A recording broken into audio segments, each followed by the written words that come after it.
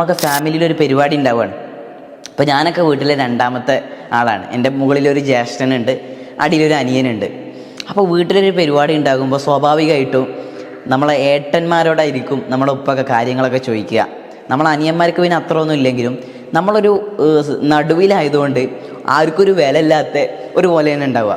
അപ്പോൾ നമ്മളൊരു ആശയം പറയുമ്പോഴൊക്കെ ചിന്തിക്കുക, അങ്ങനെയല്ലേ പറയാം. അപ്പോൾ അല്ലെങ്കിൽ എന്തെങ്കിലും ഒരു പരിപാടി വീട്ടിലുണ്ടാക്കുമ്പോൾ നമ്മളായിരിക്കും വിളിക്കുക. അപ്പോൾ നമ്മളെന്താ ചെയ്യുക? നമ്മൾ ഈ അവസരം, നമുക്ക് കഴിവുണ്ട്, പക്ഷെ അവസരം ഉപയോഗപ്പെടുത്തണ്ടേ?